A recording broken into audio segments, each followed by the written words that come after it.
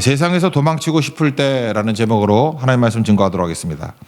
악인에게 둘러싸여 살아갑니다. 그게 세상입니다. 어딜 가나 악인들이 있습니다. 그래서 도망치고 싶은 마음이 있습니다. 뭐 그런 말이 있죠. 또라이 불변의 법칙. 어딜 가나 또라이가 있습니다. 근데 이거보다도 우리 크리스찬들은 악인 불변의 법칙인 것 같아요. 어딜 가나 악인들이 있습니다. 그래서 도망치고 싶은데 그럴 수 없지 않습니까? 더불어 살아야 됩니다. 그래서 악인과 더불어 살기 위해서 하나님의 능력이 꼭 필요한 거겠죠. 이 악인의 특징이 뭐냐 하면은 오늘 성경에 도처에 나오는데 교만입니다. 본질이 교만이에요. 칼바르트라는 신학자가 있거든요. 그 사람이 악인의 특징 그러면서 세 가지를 얘기했는데 내가 볼 때 칼바르트가 했던 얘기보다도 이걸 번역한 사람이 번역을 엄청 잘한 것 같아요. 제 친구가 번역했는데 교만, 게으름, 속임수거든요. 원래는 교만, 게으름, 속임수. 근데 이걸 어떻게 번역을 했냐면 교만, 태만, 기만으로 번역했어요. 그러면서 가로치고 산만. 여러분 안 놀라시는 것 같은데 나는 이게 너무 놀랍더라고. 번역을 진짜 잘했어요. 교만, 태만, 게으름, 기만, 속임수. 이게 악인의 특징이라는 것입니다. 마귀가 이런 식으로 우리 이끌어간다는 거예요. 그중에 첫 번째 교만이죠. 교만. 교만이 파괴적인 이유는 뭐냐 하면 관계를 깨기 때문에 그렇습니다. 예수님께서 십자가를 지신 이유가 뭐예요? 우리에게 의를 주시기 위해서 그렇죠. 의가 뭐라 그랬어요? 좋은 관계를 맺는다. 그러니까 모든 것은 관계에서 열매를 거두게 돼 있거든요. 성령의 9가지 열매가 무엇입니까? 이게 관계 좋게 만드는 거거든요. 그래야 열매를 맺죠. 근데 교만은 모든 관계를 다 깨버립니다. 하나님께서 우리에게 주신 돈과 시간을 주셨는데 다 쏟아부어가지고 관계 맺는 데 쓰라고요. 하나님과의 관계, 이웃과의 관계. 그러면 열매는 저절로 맺는 겁니다. 열매는 추구할 필요도 없어요. 근데 교만함이 들어오면 관계가 다 깨져 버린다니까요. 여기 보니까 뭐라고 돼 있습니까? 교만함이 들어오면 가련한 자라는 게 계속 나오는데 연약한 자를 압박합니다. 그러니까 관계가 깨지죠. 그리고 욕심과 탐욕을 살아간다. 본능에 충실해지는 거죠. 그럼 관계가 다 깨져 버리죠. 자기 성질대로 살고 자기 욕심대로 살아보세요. 그러면 독야청청. 그 뭐 주변에 누가 옆에 있겠어요? 외롭고 혼자밖에 없겠죠. 관계가 다 깨져버린다. 그런 뜻이라는 것입니다. 2절, 3절 너무 안 읽었네. 이 악한 자의 모습입니다. 2절 교만의 모습. 2절, 3절 시작. 악한 자가 교만하여 가련한 자를 심히 압박하오니 그들이 자기가 베푼 꾀에 빠지게 하소서. 악인은 그의 마음에 욕심을 자랑하며 탐욕을 부리는 자는 여호와를 배반하여 멸시하나이다. C.S. 루이스의 순전한 기독교라는 책이 있죠. Mere Christianity. 그 2장의 첫 번째 챕터를 보면은 교만에 대한 정의가 나와요. 제목은 하나님과 경쟁하는 개념들 이렇게 나오거든. 앞부분에 나옵니다. 거기 보니까 경쟁 요소가 없으면 교만도 없다. 그런 내용이에요. 그래서 우리에게 잠깐 비교하게 만든다는 거예요. 그래서 딴 사람보다 우월하게 만드는 거. 그게 교만이라는 것입니다. 근데 남들에게 우월해주고 남이 나보다 잘 되는 꼴을 못 보는 것들이 있죠. 이 중독성이 있대요. 그래서 처음에는 사람들과 경쟁하다가 나중엔 더 높은 사람과 경쟁하다가 나중에는 하나님과 경쟁한다는 거예요. 그래서 선악과 먹을 때 뭐라고 유혹해요? 이거 먹으면 눈이 밝아져서 하나님과 같이 된다. 그게 매혹이라고요. 그러니까 교만은 뭐예요? 하나님과 같이 되는 거라고요. 나중에는 사람 비교 끝나면 하나님 비교한다니까요. 그래서 나밖에 없어 그런다는 거예요. 그래서 4절, 5절, 6절 같은 데 보면요. 하나님과 경쟁하는 모습을 이렇게 나와요. 처음에는 뭐 하나님이 내가 뭘 하는지 몰라 이렇게 나가다가 그 다음에 하나님이 안다 할지라도 뭘 하겠어? 이렇게 나간다고요. 하나님이 무능한데 뭘 하겠어? 날 심판 못해. 마지막에는 뭐라 그러냐? 하나님이 없다. 그의 모든 사상에는 하나님이 없다. 이렇게 단계적으로 나간다고요. 결국은 뭐예요? 하나님 무시하고 내가 하나님이라는 거예요. 그게 교만이라는 것입니다. 4, 5, 6절 읽겠습니다. 시작. 악인은 그의 교만한 얼굴로 말하기를 여호와께서 이를 감찰하지 아니하신다 하며 그의 모든 사상에 하나님이 없다 하나이다. 그에게는 언제든지 경고하고 주의 심판은 높아서 그에게 미치지 못하오니 그는 그의 모든 대적들을 멸시하며 그의 마음에 이르기를 나는 흔들리지 아니하며 대대로 환난을 당하지 아니하리라 하나이다. 이 교만의 절정에 달한 인간이 이런 모습하고 있다라는 것입니다. 그러므로 우리가 악인들을 바라보면서 교만해서 적골이 됐구나. 우리가 할 일이 뭐죠? 겸손해지는 거죠. 잘 보세요. 인간이 교만해지면 사람이 하나님 되려고 그래요. 근데 예수님은 겸손해서 능력이 나오죠. 하나님이 인간이 되셨잖아요. 빌립보서 2장 5절 보니까 근본 하나님의 본체신데 동등됨을 다 포기하시고 사람같이 됐다잖아요. 어떻게 사람 되기 전에 종의 형체를 지녀 사람같이 되었고 낮추시고 나중에 죽기까지 복종하셨다고. 하나님은 인간이 되셔가지고 섬겼는데 인간은 하나님이 되려고 그런다는 거예요. 그러니까 우리도 예수님을 따라간다 그러면 어떻게 돼요? 하나님이 주신 모든 것들을 가지고 더 낮은 곳을 나가는 거예요. 그게 뭐죠? 자기를 부인하고 자기 십자가를 지고 거기에 또 올라온 능력이 나타난다는 것입니다. 그때 하나님의 영광이 드러나고 하나님의 힘으로 살 수 있는 크리스천이 될 수 있다는 것입니다. 그러니까 이 속는 거예요. 교만하면 잘난 게 아니라 교만하면 마귀 닮아가고 망하는 거고요. 겸손할 때만큼 강력한 힘이 없다는 것입니다. 이 겸손이 뭐예요? 흐르는 거잖아요. 흐름이 엄청나지거든요. 겸손이 깊어지는 거라고. 그러니까 이게 능력이다. 이걸 깨달아야 된다는 것입니다. 마귀는요. 자기가 사람들이 하나님 잘 섬기는 사람이 있죠. 그러면 자기가 최고로 교만한 게 뭐냐면 누가 하나님을 섬기잖아요. 내 힘으로 하나님을 섬기지 못하게 만들면 내가 하나님보다 우월하다고 생각을 해. 그래서 여러분들 이게 교회 다니고 예배 드리고 성교하고 하는 거 방해하는 사람들 되게 많이 있죠. 그 방해하는 사람들 막 욕하고 정죄하는 사람들의 특징이 뭐냐면 되게 자아가 강하고 교만한 사람들이에요. 그게 무슨 뜻이야? 저 사람이 그러니까 세상에서 제일 강력한 분이 하나님 아니에요. 하나님을 섬긴다고 저 난리를 치는데 나의 압박을 통해서 하나님을 섬기는 것을 포기할 수 있어. 그러므로 나는 하나님보다 강해. 그런 느낌을 받는다고요. 그래서 예수 잘 믿으면 핍박하는 사람들이 엄청 많아요. 핍박하는 사람들의 특징이 뭐냐? 교만한 자들이에요. 자기가 하나님보다 우월하다 그러는 거. 예를 하나 든다 그러면 공산 치하에 있을 때 루마니아의 그 옛날 목사님이죠. 리차드 범브란트. 20년 동안 감옥에 있었습니다. 뭐 잘못한 것도 없어요. 그냥 예배 드린다고. 비밀 경찰이 그를 계속 배교시키려고 그러는 거예요. 이유가 뭐냐? 그래야 자기가 하나님보다 더 세다는 거를 보여주니까. 뭐 요지부동이니까 작전을 쓴 거예요. 그러니까 우리도 약하게 만들려고 그러면 막 이렇게 작전을 씁니다. 몇 년 동안 감옥에 있다가 가족도 못 만나게 했어요. 면회도 안 되게. 근데 갑자기 엽서를 쓰래요. 아내한테, 사모님한테 엽서를 써라. 그랬더니 이제 면회 허락해 준다라는 이제 뜸을 들이는 거예요. 그러니까 목사님도 기쁘겠죠. 아, 가족이 안 먹고 싶겠습니까? 그래서 엽서를 쓰고 그다음에 며칠 온다 그런 얘기를 듣고 손꼽아 기다리면서 면도도 하고 나름대로 뭐 머리도 감고 보도도 감았겠지만 하여튼 잘 준비하고 있었다라는 거예요. 근데 주변에 있는 동료 죄수들은 뭐 다 이렇게 면회도 하는 것 같은데 자기는 안 오는 거예요. 아무도. 실제로는 엽서 보내지도 않았대요. 그래서 기대만 잔뜩 있게 만들고 그리고 아무도 안 오니까 비교가 되잖아요. 악질 같은 죄수들도 면회 오는 사람이 있고 위로해 주는 사람이 있는데 자기는 아무도 없고 사실 엽서가 안 간 건데 그리고 주변 사람들이 빈정대더라는 거예요. 뭐 하나님 믿고 섬긴다 그러더니 잘 됐다. 그래서 별의별 소리 다 하더라는 거예요. 너 목사라며 네 목사 안에 다른 놈한테 시집 갔을 거야. 그죠? 널 기다리고 있겠니? 근데 그런 얘기가 믿어지더라는 거예요. 그죠? 하나님도 안 계신다 믿어주고 아내도 딴 데 시집 갔다 믿어주고 뭐 별소리를 다 하는 게 옛날에는 하나도 들리지 않았는데 그게 믿어지기 시작하더라는 거예요. 흔들흔들 하더래요. 그때 목사님 붙들었던 게 한 가지 말씀과 한 가지 장면이었어요. 한 가지 말씀은 데살로니가 후서 2장 3절 말세에 먼저 배교하는 일이 있고 이게 마음에 들어오더란 거예요. 그냥 앞뒤 다 빼고 먼저 배교하는 일이 있고 이게 시험이다. 배교하려고 하나님 저버리라고 만드는 시험이구나. 이거 붙들고 정신 차리고 대안이 없더라는 거예요. 그럼 어떻게 살아야 됩니까? 그랬는데 십자가상 예수님 십자가 지실 때 그 옆에 있던 여자들이 생각나더라고요. 여자들이 뭐 신학을 이해했겠어요? 뭘 알았겠어요? 제자들은 좀 들은 게 있어가지고 알았겠지만 여자들은 몰랐을 거라고.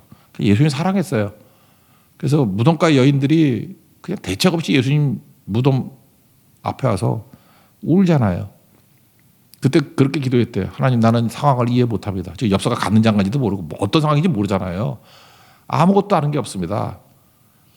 무덤가에 있던 여인같이 그냥 울겠습니다. 딱 두 가지 했대요. 먼저 배교하는 일이 있고 절대로 배교 안 하고 믿음 지키겠다. 두 번째 아무것도 모르는데 하나님 앞에 울겠다. 너무 서럽더래요. 그래서 계속 울었대요. 그래서 이겨냈어요. 마귀가 쓰는 가장 제가 볼 때 그 처절한 도전은 이런 겁니다. 우리 믿음을 흔들어 버리는 거예요. 그러니까 여러분들 굳건하게 선다고 할 때 뭐 이것저것 아무것도 아닌 것 같고 막 넘어뜨리고 그러겠죠. 그때마다 믿음 붙들고 배교하지 말고 또 하나 무덤가 여인들 같이 하나님 옆에 울 수 있는 믿음의 종 되기를 바랍니다. 오늘 대안이에요. 이렇게 악인과 함께 더불어 살아야 되잖아요. 도망치고 싶은 세상 속에서 살아야 되는데 어떻게 해야 될 것인가? 두 가지만 오늘 정리합시다. 적용으로. 첫째, 스스로 해결하려고 그러지 말고 엎드려 기도하십시오. 이게 중요한 거예요. 악인들이 많은데 우리는 뭐 이렇게 정리하고 싶죠. 내가 정리라고 뭘 제대로 해야지. 그냥 엎드려 기도하는 게 최고예요. 12절을 보니까 여호와 일어나서 그러죠. 쿰 하나님이 일어나서 하나님의 손을 드옵소서. 가난한 자들 잊지 마옵소서. 이게 하나님께 그냥 엎드려 기도하는 거예요. 그리고 기도의 절정이 뭐예요? 하나님이 일하신다는 거죠. 17절 18절을 읽어봅시다. 시작. 여호와여 주는 겸손한 자의 소원을 들으셨사오니 그들의 마음을 준비하시며 귀를 기울여 들으시고 고아와 압제당하는 자를 위하여 심판하사 세상에 속한 자가 다시는 위협하지 못하게 하시리이다. 그러니까 겸손한 자의 소원을 들으셨다. 겸손한 자의 기도를 들으셨다. 그런 얘기고 고아와 압대에 당하는 자를 위하여 심판. 하나님이 최종 심판하신다. 힘이 있으신 분이다. 이거 믿고 굳건하게 서 있더라는 것입니다. 다윗이 왜 이렇게 하나님 앞에서 축복받은 존재입니까? 내 마음에 합한 자 이렇게 했던 이유가 뭐죠? 탁월해서 성경을 볼 때 다윗의 탁월성을 잠깐만 얘기하더라고요. 그래서 뭐 하나 찾아내려고 뭐 잘생겼고 뭐 그 잘생긴지 어떻게 알아? 뭐 성경에는 다 그냥 예쁘다 그래요. 뭐 사진도 없잖아. 그죠? 그러는 거라고. 그리고 뭐 물맷돌 잘 던졌다, 성실하다 뭐 그러는데 물맷돌 잘 던져. 총도 못 맞히는데 물맷돌이 뭐 얼마나 잘 맞히겠어. 잠깐만 다윗의 탁월성으로 나가지 말고 다윗은요 대책 없을 때 엎드려 기도했어요. 시편이 다 그거 아니에요? 뭐 대책 없을 때 계속 기도했다. 여러분 인간 살다 보면요 아무리 잘하려고 그래도 우리도 실수하고 또 의견이 다 다르잖아요. 그럼 그걸 갖다가 내 실력으로 맞추려고 그러면 맞아지는 게 아니에요. 그냥 문제 생기면은 그냥 엎드려 기도하는 거. 그게 답입니다. 설득하려고 그러지 마십시오. 그냥 기도하는 거. 그게 중요하다는 거예요. 여러분 목회가 쉬운 게 아니에요. 제가 우리 교회도 지금 궁금한 게 뭐냐면 찬양팀에서 그랜드 피아노를 사달라고 그래가지고 허락을 했는데 왜 안 오죠? 그 어디 수입해요? 예, 수입하는가 봐요. 예, 뭐 안 오는 것 같아. 제가 사실은 그래요. 뭐 그런 마음도 있었어요. 우리 교인들 뭐 교회 그랜드 피아노가 필요합니다. 그러면 헌금할 사람도 있겠지. 근데 제가 피아노는 절대로 헌금하는 걸 싫어하는 이유가 뭐냐면 이게 그랜드 피아노 건물에다가 쌓은 예를 내가 너무 많이 봐서 그래요. 어떤 교회에서 하자 그러면 하지요. 근데 그거 맨날 보이잖아. 그러면 맨날 뿌듯해가지고 목사는 안 쳐다보고 그래, 피아노만 쳐다봐. 저거 내가 헌물한 거야. 또 거기다 또 이름 쓰는 교회도 있어. 뭐 누구 헌물. 아유 진짜 그거 볼 생각하니까 우상이 하나 와 있는 거랑 똑같은 거죠. 그래서 교회에서 샀어요. 근데 어떤 교회 얘기인데 그 어떤 장로님이 헌물을 했답니다. 그랜드 피아노를. 근데 그걸 단상 위에 올려야 된다는 거예요. 단상 위에. 뭐 넓으면 그럴 수도 있죠. 단상 위에. 근데 밑에 있어야 된다고. 위에 있어야 된다고. 싸우는데 누구 말 들었겠어? 그 헌물한 사람 말 들었겠지. 단상 위에 올렸어요. 그리고 1년 지나고 난 다음에 내렸어. 그거 갖고 교회가 싸움이 벌어져가지고 두 쪽이 나고. 여러분 교회가 뭐 진리 갖고 싸우는 거 아닙니다. 그랜드 피아노 갖고 싸워요. 그런 게 교회예요. 그래서 이걸 갖고 이걸 뭘 해결하려고 그러면 해결이 어디 있어요. 그냥 뭐 이렇게 갈등이 있고 문제가 있으면 그냥 시간을 좀 끄는 거예요. 그냥 며칠 지나 봅시다. 그리고 엎드리면 하나님께서 마음을 변화시켜주든지 답을 주시는 거예요. 그래서 똑똑한 사람이 목회를 못하는 거예요. 오히려. 저도 옛날에 똑똑한 줄 알았거든. 그럴 때 교회 다 망쳤어. 아무것도 모릅니다. 난 깡통입니다. 그리고 엎드릴 때 해결이 되는 거죠. 이게 목사들도 이렇게 설교를 하다 보면 이게 젊었을 때는 설교로 성도들을 변화시킬 수 있는지 알아. 그래서 내가 설교를 되게 잘하거든. 설교로 다 변화되라. 그러니까 맨날 이게 다 죄인같이 보이고 그러니까 맨날 질책하는 설교를 하고 그래요. 왜? 설교를 변화시키려고. 근데 변화시키려고 그러면 다툼이 벌어지고 변화시키려고 그러면 감정 상하고 문제가 더 심해지더라고요. 제가 그래서 항상 써놨던 글이 있어요. 목사는 변화시키지 못한다. 하나님만 변화시킨다. 사람은 사람이 변화 못 시켜요. 물론 뭐 하나님의 말씀을 통해서라 그러는데 그러니까 결국 하나님이 변화시키는 거지 사람이 변화시키는 게 절대로 아니라는 것입니다. 최선은 설득이 아니에요. 어떤 사람은 그래 설득하면 된다고 다 해봤어요. 안 돼. 설명해도 안 돼요. 뭐 설명해서 알아들으려면 오해도 안 하지. 그냥 엎드려 기도하는 거예요. 모세가 그랬더라고. 모세가 백성들에게 설명하는 거 있습니까? 그냥 문제 생기면 엎드리지. 그랬더니 하나님께서 해결해 주지요. 이게 너무 중요한 거예요. 저도 그래서 최근에 이제 벌어졌던 일 중에 하나가 뭐냐면, 내가 한번 예를 들어볼게요. 성도들이 이렇게 문자가 오면은 이제 뭐 이렇게 답 쓰는 것도 힘들어요. 이제 눈도 침침하고 해서. 그래서 이모티콘을 사서 이모티콘을 이렇게 보내거든요. 그 어떤 남자 성도님이 뭘 보냈어. 그래서 이모티콘 중에 뭐 고르려 그러다 보니까 사실 그걸 고르려 그런 건 아닌데 뭘 이상한 거 골랐어. 행운을 빌어요예요. 행운을 빌어요. 눌러놓긴 하면서도 좀 찜찜했어. 아, 이거 목사 행운 그런 말 안 쓰잖아 교회에서. 행운을 빌어요? 아니나 다를까 아주 찜찜하면 하지 말았어야 돼. 답장이 왔어요. 목사님 축복을 빌어주세요. 이렇게 나왔어요. 근데 그 딱 느낌이 와요. 목사가 행운을 빌어요가 뭐냐. 축복이지. 너 설교하고 이렇게 다르게 사냐. 뭐 축복과 은혜로 산다면 근데 행운을 빌어? 저도 할 말이 있죠. 이모티콘이잖아. 이모티콘 내가 만들었어. 그 이모가 만들었지. 내가 만들었나? 근데 그냥 곧장을 했어요. 잘못했습니다. 네. 그리고 2,500원 주고 다시 샀어요. 사랑하고 축복합니다. 요즘에 보내는 게 그거죠. 다시 샀어. 거기 보니까 내가 샀어요. 목사용 그랬더니 이게 나오더라고. 보니까 뭐 당신은 보배롭고 존귀해요. 오늘 아침에도 이현우 권사님한테 보냈는데 당신은 보배롭고 존귀해요. 이렇게 거기 다 있어요. 할렐루야도 있어 거기. 아멘도 있고. 너무 좋더라고. 그랬더니 비로소 목사님 행복해요라고 끝나더라고. 내가 만약에 이걸 갖다가 설명하고 설득하려고 그랬으면은 오히려 더 복잡해졌을 거예요. 그냥 엎드리고 지혜를 달라고 그랬더니 하나님께서 잘못했다 그래라. 그러고 2,500원 딴 데서 채워줄 테니까 사라. 2,500원 겠어. 그랬더니 되게 좋아요. 그래서 이거 갖고 몇 사람 보내줬더니 되게 좋아하더라고. 딴 목사님들. 이거 어디서 파냐고. 바보죠. 그거 눌러보면 어디서 파는지 다 나와. 근데 그것도 설명 안 했어요. 기도했어요. 목사님 위해서 기도합니다. 그러고 넘어갔거든요. 그래 이거예요. 하나님 앞에서 우리가 꼭 해야 될 일은 이게 뭐냐. 악인들 만나고 교만한 자들 그렇다고 아까 그 성도가 악인이라는 뜻은 아니고 하여튼 그런 사람 만나잖아요. 그럼 우리가 해야 될 일, 그죠? 제일 먼저 해야 될 일 그냥 엎드리는 게 중요하다는 거예요. 내 스스로 해결하려고 하지 말고. 그러면 승리할 수 있다는 것입니다. 또 하나는 거울로 보라는 거예요. 자꾸 이렇게 악인 만나면 악인의 악만 보이잖아요. 저거 어떻게 하나. 그러면 정죄하잖아요. 자꾸만 비난하게 되고. 본보기를 삼고 거울로 삼아야죠. 고린도서 10장에 나오잖아요. 거울로 삼아라. 우리가 이렇게 창이 있잖아요. 성경이라는 창을 가지고 이렇게 쳐다보면 정죄가 되죠. 그 윈도우 이미지. 근데 그걸 미러 이미지로 나를 보라고 나를. 이 성경을 보고 성도들 이렇게 보는 거 맨날 창으로 보니까 맨날 비판하고 정죄하고 뭐 주길론 같고 죄인 같고 그러니까 막 분노하고 그러죠. 근데 이걸 뭐 뒤에 뭐 칠하면 거울이 되잖아. 나를 보라고 나를. 그래서 주변에 악인이 많다 그러면 악인을 하나님께 맡기고 그 악인의 악한 모습을 보면서 내 안에 있는 악을 바라보는 모습들 그게 꼭 필요하다고 생각을 합니다. 제가 생각했어요. 겸손하면 다 되는데 왜 겸손이 안 될까? 겸손의 방법이 뭘까 생각하니까 고난이에요. 겸손이 진짜 능력이 있는 거거든요. 그래서 하나님께서 우리에게 축복을 주시는데 이게 역설적인 것 같지만 그런 것 같아요. 삶에 고난이 오죠. 그러면 겸손해져요. 그러니까 고난만이 겸손하게 만드는 교만을 고칠 수 있는 유일한 게 고난인 것 같아요. 고난 아니고는 교만한 자가 겸손해지지 않는 것 같아요. 뭐 딴 사람 모르지만 저는 그래요. 이게 좀 교만해지면 고난이 오면 그때 겸손해지지 잘 안 되는 것 같아요. 그래서 고난은 내가 뭐가 교만했지 이렇게 생각해 보는 게 좋은 것 같다고요. 고난은 마음을 가난하게 만들고요. 하나님 없이 못 삽니다.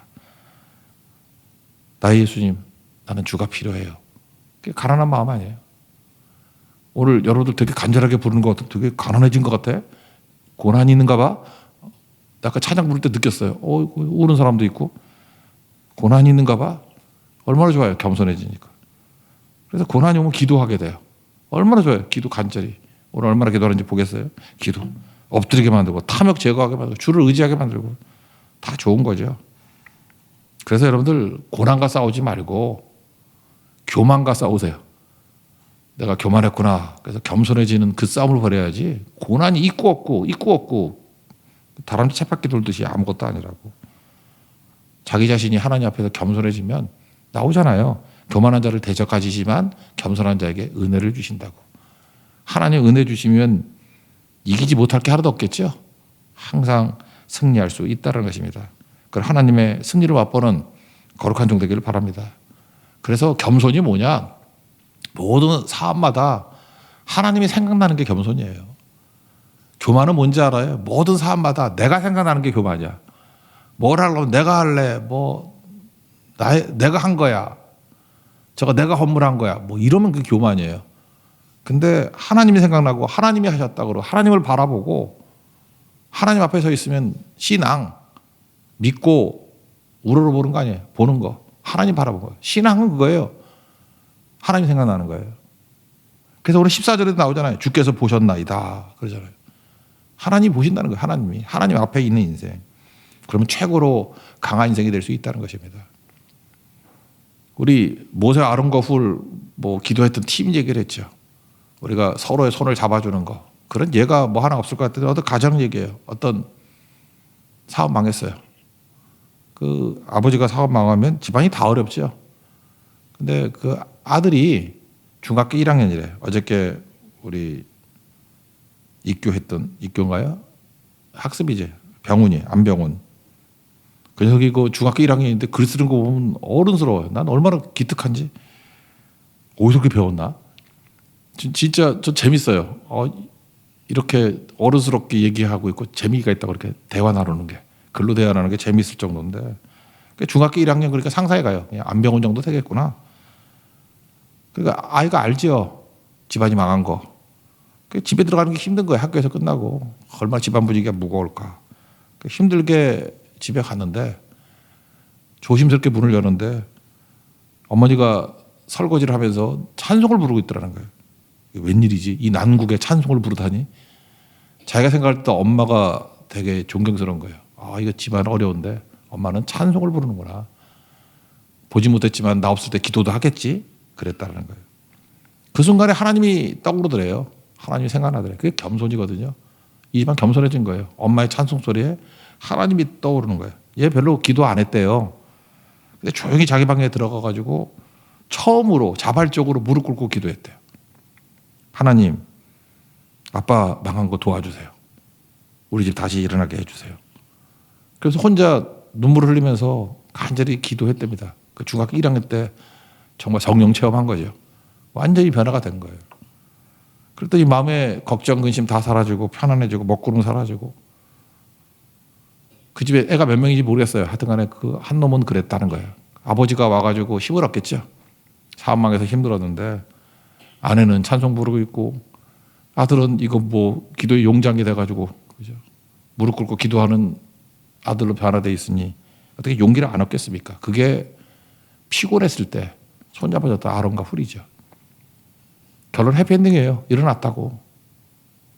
그러면 여러분들 어려울 때 제발 못 살겠어. 죽고 싶어. 이런 소리 하는 아줌마들 듣지 마세요. 그러면 진짜 힘들어지고. 아들 물 쾅쾅 덜으면서 그죠? 이 망할 놈의 집안. 그죠? 왜 나를 힘들게 만들어. 그런 소리 하면 무너지는 거라고. 여러분 한 사람이 중요합니다. 한 사람이 찬송할 때 그게 또 다른 사람에게 불을 붙이고요. 아들이 그거 잔소리 한다고 되겠어? 찬송 부르는 어머니 소리 듣고 하나님 1대1을 만나잖아요. 이렇게 하나씩 불을 붙여서 가정을 이렇게 세우는 거라고. 아버지 사업만 갔던 고난이 나쁜 게 아니었죠. 이런 집안을 뭐라 그래요? 겸손한 가정 그런 거라고. 겸손이 뭐예요? 순간순간마다 하나님이 생각나면 돼요. 여러분 아무리 고난 중에도 하나님 생각나면 승리합니다. 하나님 생각을 통해서 여러분 매 순간마다 고난을 이기고 더 깊어지고 흐름이 있게 만드는 하나님의 거룩한 종 되기를 축원합니다.